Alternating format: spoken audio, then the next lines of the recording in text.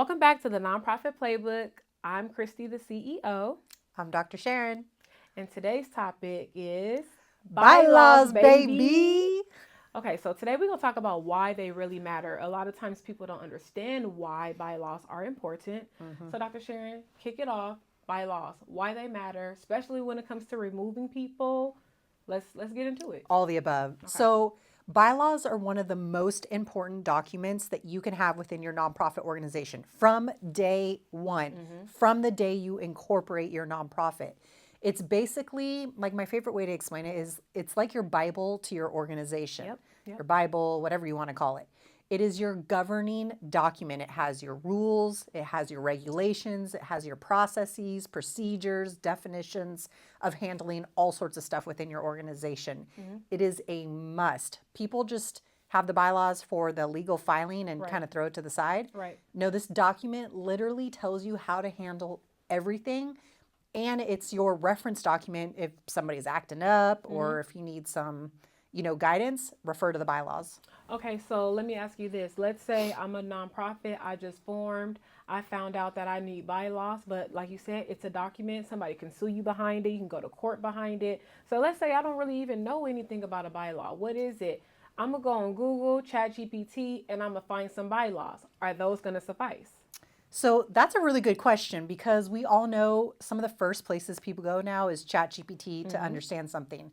It is a great supplement and a great start to understanding exactly what it is.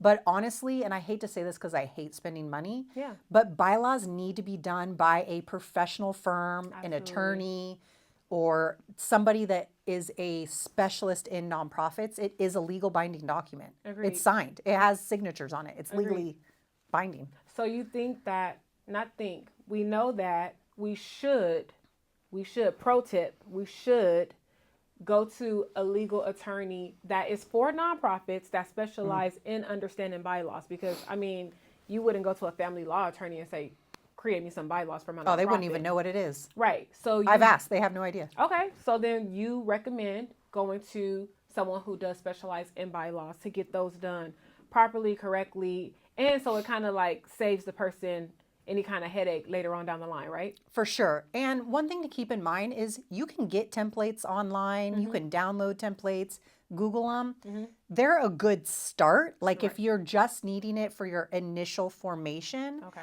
But there's always a couple things in bylaws that are very specific to your organization, your industry, who you're serving, what type of board you have, who's on your board.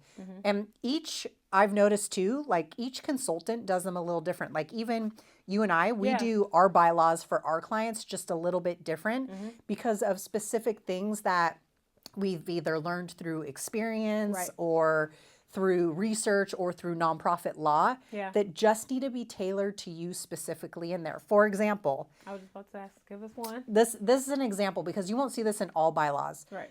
In there's usually one called voting by proxy. And so you can have, and it's just a fancy way of saying that nobody can vote on your behalf. So in our bylaws for our clients, voting by proxy is prohibited. Yes. I'm like, that's learning a new language. Like most people are like, Sharon, I don't even know what you just said. Don't even know what proxy means. Right, exactly. It's literally just a fancy way of saying nobody can vote on your behalf. Now there are organizations out there where other people vote on behalf. We as a firm together do not recommend anyone voting on anyone's behalf. What if you have a board meeting and one of the key players on the board members can attend and you guys are voting on, this is like the most basic example, a color of your building. And the color options are yellow and red, two very different colors, right? Right.